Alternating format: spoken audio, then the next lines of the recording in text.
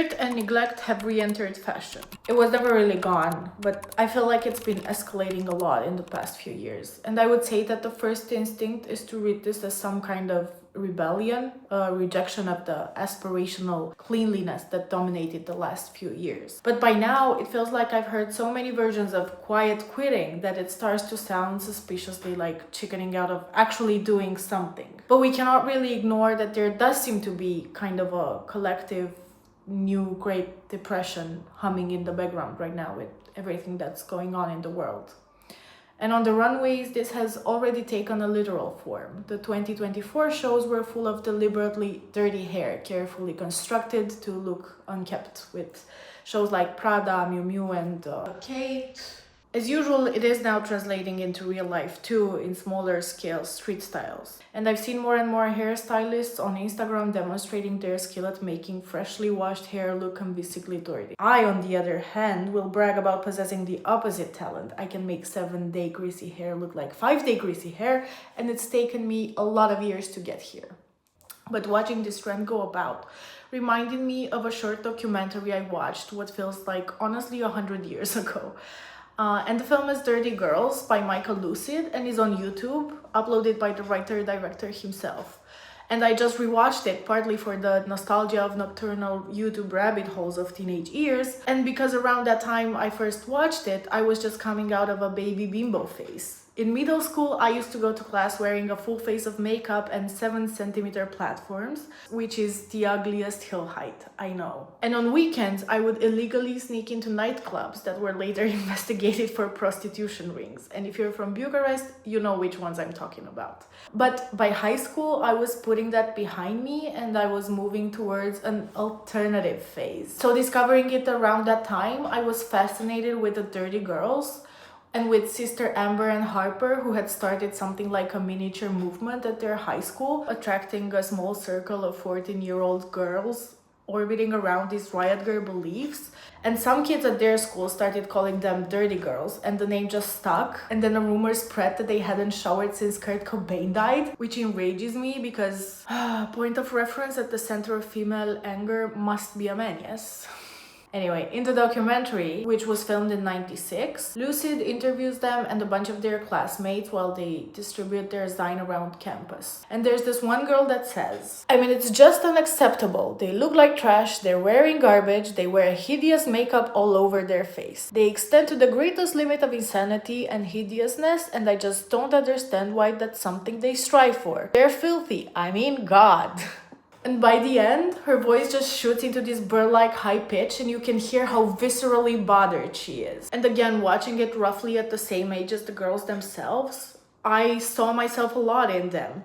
And the makeup aspect fascinated me because it seemed contradictory. They wanted to look unkempt, but they were still decorating themselves. And I didn't realize then that the contradiction was the point, because it signaled intention and it showed that the messiness wasn't incidental. There was meaning behind it. There are also 2 other girls interviewed in a car, and they're offering a more sympathetic take. Maybe it's like a statement about what it means to be a woman today. I don't know if you can read that deeply into it, but I think that it definitely constitutes some kind of going against the social constraint, right? And soon after, Liz Phair's Batmobile starts playing in the background. And oh my god, the nostalgia. Generally, the documentary does a good job of showing multiple perspectives. There's this one guy who makes a sharp point about how it's rebellion, but it's an easy thing to do when you're wealthy because people expect you to be clean, so it's easy to go against that. And that's very class conscious of him, because yes, wealthy people can look dirty and they sometimes even aspire to, and they're given a kind of cultural wild card. It's the age-old class tourism, right? Working class people don't really have the same freedom. The consequences for looking unkept are much, much harsher for them. It won't be taken as irony or subversion, but rather read as failure, and sometimes even moral deficiency. The film itself plants a small seed of doubt about the girls' legitimacy, hinting that maybe Amber and Harper's behavior is simply the result of their parents' recent split up. But to me, that doesn't invalidate them. I mean, they might be angry 13-year-olds for several reasons at once. And several people mock their attempt of poetry in the sign, but bad poetry does not mean there's no depth to their anger. I also wrote bad poetry at that age. Who didn't? But there's also this video on the same channel. It's called Dirty Girls Reunion, and it's from 2013. And in it, one of the former girls reflects on the context. And she's saying that they were attending a status high school, coming from privileged backgrounds, and that actually the available identity options felt very limited. You could either be the designer head-to-toe posh girl, or you could push in the opposite direction, which they were doing. And finding out that they were at an expensive private school does add an important layer, but what she says still resonates. And at that hormonal age, you can't just simply be. As a teenager, you don't have much autonomy or tools for self-definition. You don't get to actually make a lot of decisions about your life. So style becomes the quickest and most effective available way of translating what's happening inside you into something visible on the outside. And that's probably why so many people fall in love with fashion during their teenage years. I actually rarely hear someone discovering fashion later in life with the same intensity, because I feel like you fall in love with it at first as expression and only later maybe transition into understanding fashion as world building and storytelling, or storytelling. It can be both, but anyway. And it's been 30 years since the documentary was filmed, and everything about it feels very, very of the now. I mean, from the attitudes, the debates, there's this guy who cites from design and he agrees with it, saying like it's a Marxist critique of the world and how he thinks capitalism is the most evil force in the world. To the girls trying to emulate the 90s minimalism, very Carolyn Bessette Kennedy, which is very trending right now also.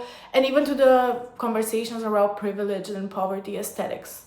And I'm no expert, but in recent years, I've seen a lot of debate in the fashion world, though not enough clearly, about poverty chic. And I feel like that's especially with Demna Gvasalia's work, first at Vetements and then at Balenciaga. I mean, the question goes like, did he appropriate working class aesthetics, or is he trying to say something, offering space for it?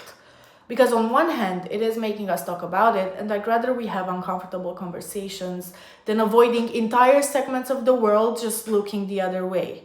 On the other hand, the industry clearly has a tendency to mine human suffering for inspiration. And instead of generating empathy, the images risk pushing us further away from it through fetishization and, honestly, ultimately, probably dehumanization.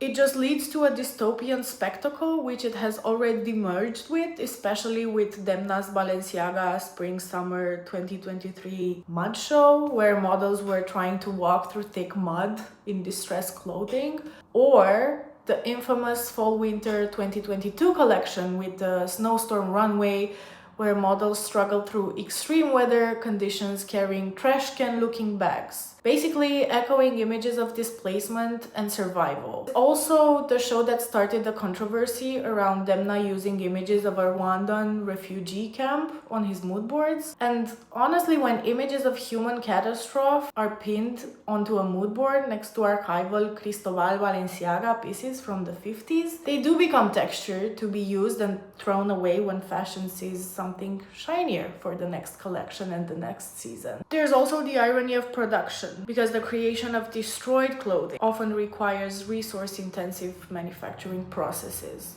And techniques like sandblasting, used to artificially erode fabric, and I think it's specifically for denim, but I'm not completely sure, but these have been linked to deadly lung diseases affecting the garment workers. And distressed garments frequently consume more water and chemicals than intact ones. So, in other words, high resource consumption is used to simulate resource scarcity.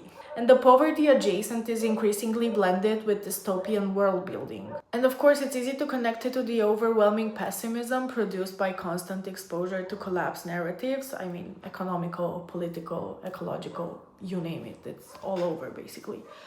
And it's very doom everything right now. A more recent example is Prada's menswear Fall-Winter 2026 show, which featured garments that appeared pre-stained, most notably shirt cuffs that looked frayed and coated with kind of like dust and debris as if worn down through use. And it has been described as disheveled and neglected, and not always in an intentional way.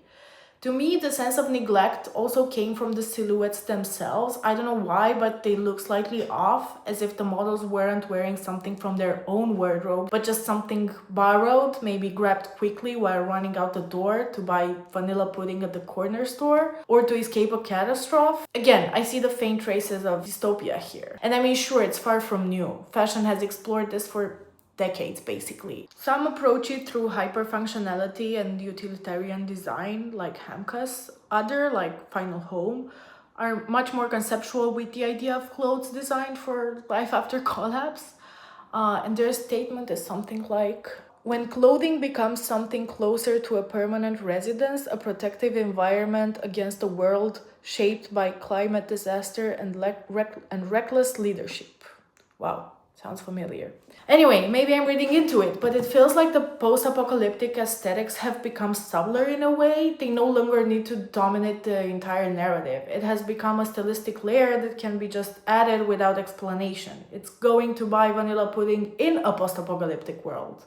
And the mundane is just woven in with the fabrics of the same post-apocalyptic reality. So I guess collapse is the background condition. We're just living inside it now. So we're just not washing our hair anymore.